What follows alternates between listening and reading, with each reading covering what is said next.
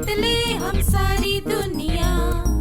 बीच हमें आज बोने दो, रोज उसे थोड़ा बढ़ने दो। छू लेंगे आकाश हम, मन के विचार हकीकत बने। सिद्धि फल से आनंद देंगे, कोशिश कर बढ़े, सोच बुलंद करे।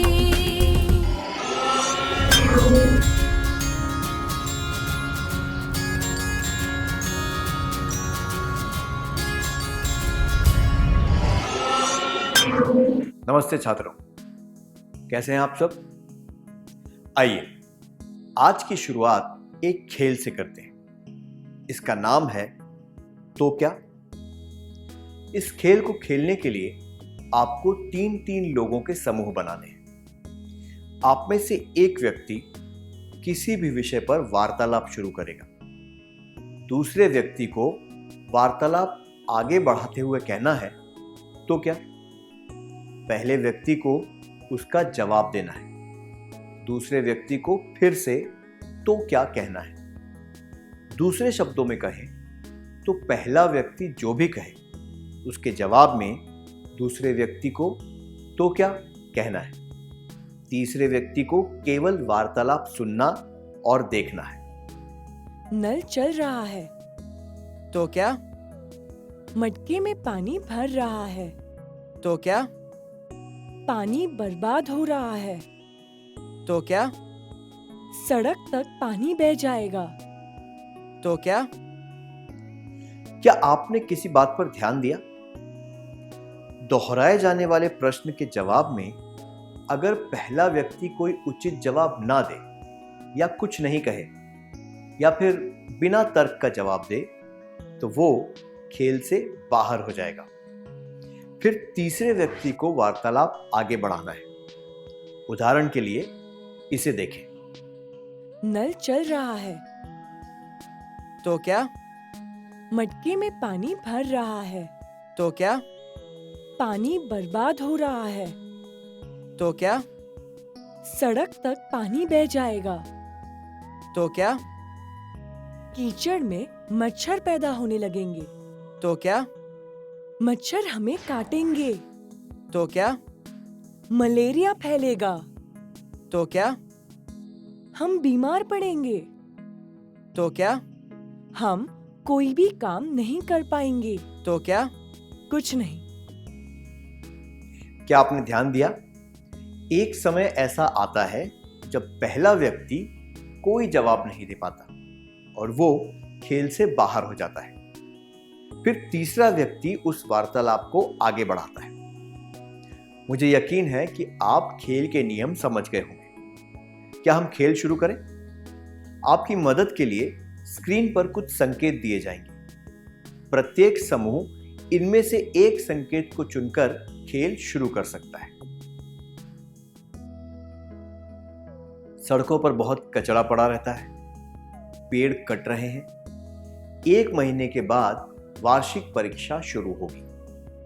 सड़क पर वाहनों की संख्या बढ़ गई है।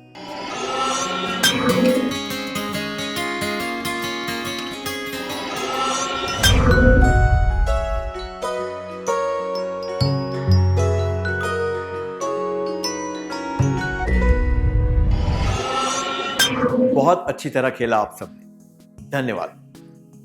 जब प्रत्येक समूह ने एक संकेत चुनकर खेल शुरू किया तो कुछ तथ्य सामने आए। उदाहरण के लिए चलते हुए नल के वार्तालाप से हमें अंत में ये जानकारी मिली कि कीड़ों के पैदा होने से बीमारी फैलती है। इसी तरह किसी समस्या को अच्छी तरह समझने के लिए हमें उसके परिणामों के बारे में जानना जरूरी है। हमें ये प्रश्न लगातार पूछते रहना चाहिए। तो क्या? किसी समस्या को समझने के लिए प्रश्न पूछें और उसके परिणाम जानें। परिणाम जानने के बाद हमें क्या करना चाहिए, यह जानने के लिए हम एक और क्रियाकलाप करेंगे। इस चित्र को देखिए। बकरी को इस भूल भुलैया से गुजरकर घास तक पहुंचना है। भूल भुलैया में घुसने के केवल 3 रास्ते हैं। पर केवल एक ही रास्ता घास तक पहुंचेगा। क्या आप सही रास्ते को पहचान सकते हैं? आप तैयार हैं?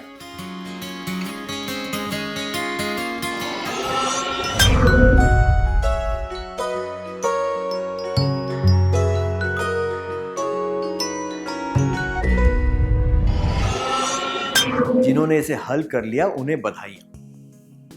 कुछ विद्यार्थियों ने इसे पहली बार में ही हल कर लिया, कुछ दूसरी बार में सफल हुए और कुछ तीसरी बार में सफल हुए। जिन्होंने दूसरी या तीसरी बार में हल किया उन्होंने ये कैसे किया?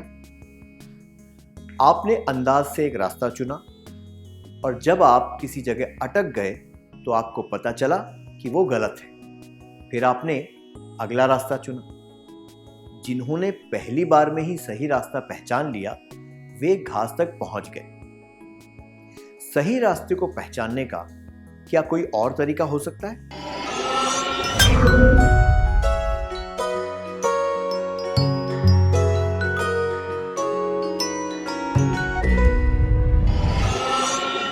सही कहा। आप घास से शुरू करके वो रास्ता पहचान सकते हैं जो बकरी तक जाता है। इसे हल करने का ये आसान तरीका है।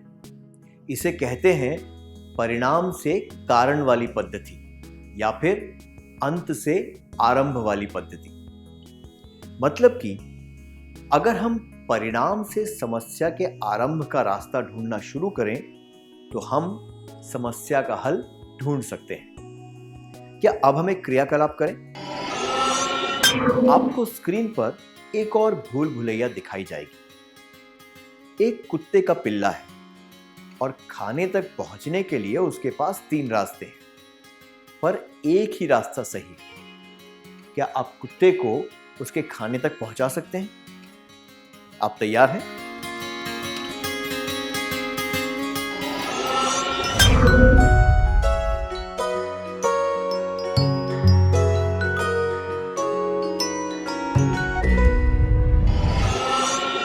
आप सब वो सही रास्ते पहचान पाए जो उस पिल्ले को शुरू से अंत तक लेना चाहिए, है ना?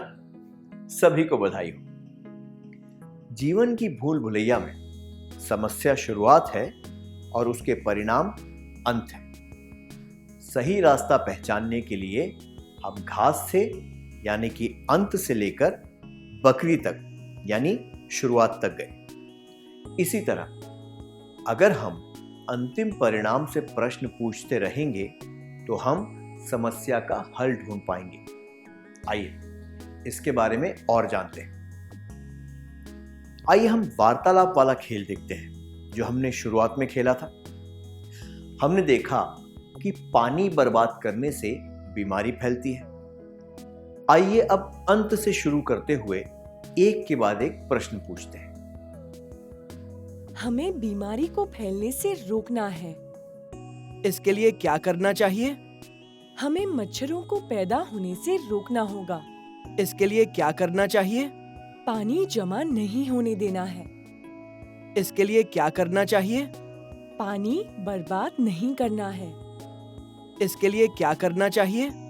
पानी की बर्बादी को रोकना होगा। इसके लिए क्या करना चाहिए? पानी भरने के बाद नल को अच्छी तरह बंद करना चाहिए। इस वार्तालाप के जरिए हम एक हल ढूंढ पाए जो है पानी बर्बाद न करना। ये हल हमें इस परिणाम से मिला, बीमारी का फैलना। इसलिए किसी समस्या से निपटने के लिए हमें पूछना चाहिए इसके लिए क्या करना चाहिए और हल तक पहुंचना चाहिए। अब एक और क्रियाकलाप करेंगे।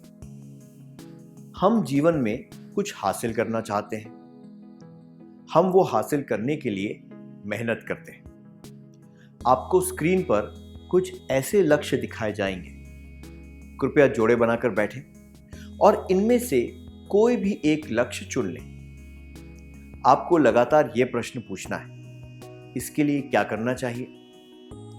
उदाहरण के लिए, आप परीक्षा में अच्छे अंक प्राप्त करना चाहते हैं। आप उसके लिए मेहनत कर रहे हैं। आपके लक्ष्य का परिणाम है मुझे परीक्षा में अच्छे अंक मिलेंगे।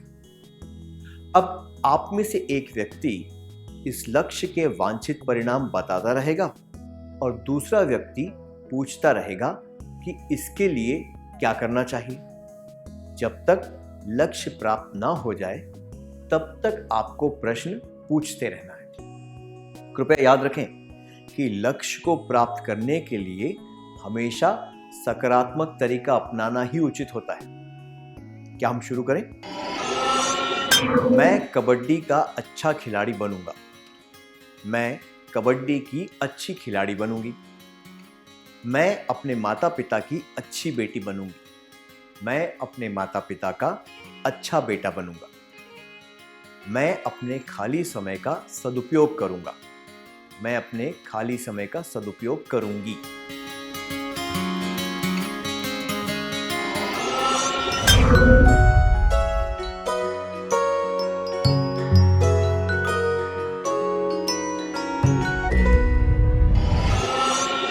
क्या आपने अपने लक्ष्य को प्राप्त करने के तरीके ढूंढ लिए? बहुत अच्छी बात है। क्या 3 जोड़े आगे आकर कक्षा के सामने ये वार्तालाप करके दिखा सकते हैं? मैं कबड्डी का अच्छा खिलाड़ी बनूंगा। मैं कबड्डी की अच्छी खिलाड़ी बनूंगी। मैं अपने माता पिता की अच्छी बेटी बनूंगी। मैं अपने माता पिता का अच्छा बेटा बनूंगा। मैं अपने खाली समय का सदुपयोग करूंगा। मैं अपने खाली समय का सदुपयोग करूंगी।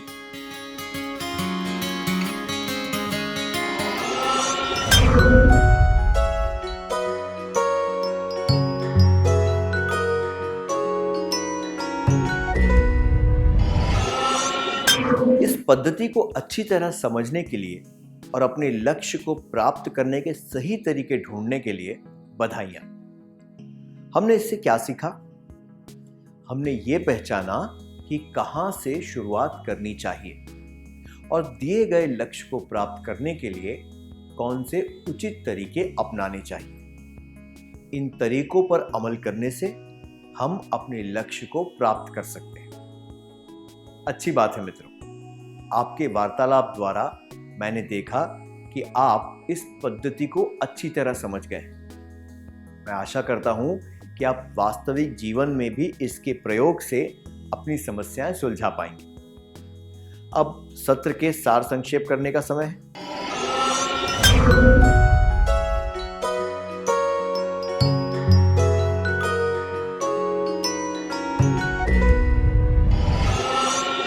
किसी समस्या को समझने के लिए प्रश्न पूछें और उसके परिणाम जानें।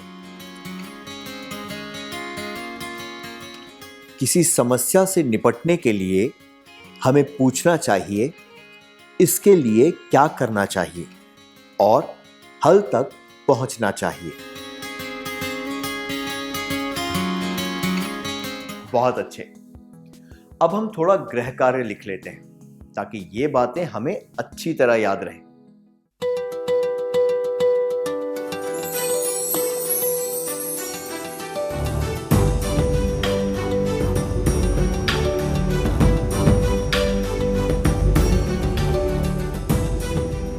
प्रश्न 1, आप एक पत्रकार बनना चाहते हैं। इसके लिए क्या करना चाहिए वाली पद्धति से इस लक्ष्य को प्राप्त करने के तरीके ढूंढिए। प्रश्न 2, आप रोज 2 घंटे अपने दोस्तों के साथ गप्पे लड़ाते हैं, तो क्या पद्धति से इसके परिणामों को पहचानिए।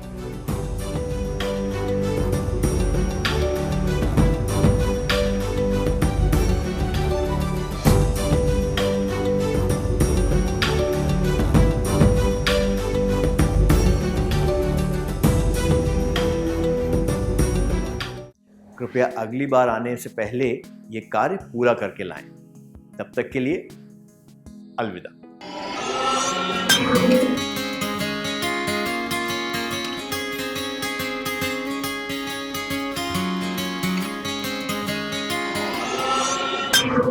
नमस्ते छात्रों, मुझे यकीन है कि आपने गृह कार्य पूरा कर लिया होगा। चलिए हम जवाबों के बारे में चर्चा करते हैं।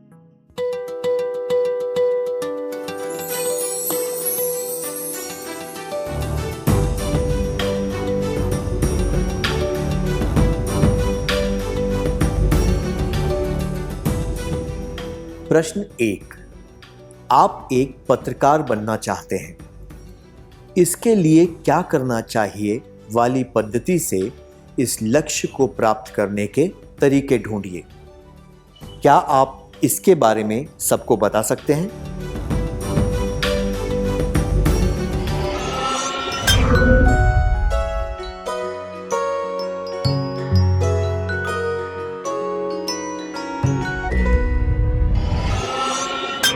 प्रश्न 2, आप रोज 2 घंटे अपने दोस्तों के साथ गप्पे लड़ाते हैं, तो क्या पद्धति से इसके परिणामों को पहचानिए। क्या आप इसके बारे में सबको बता सकते हैं?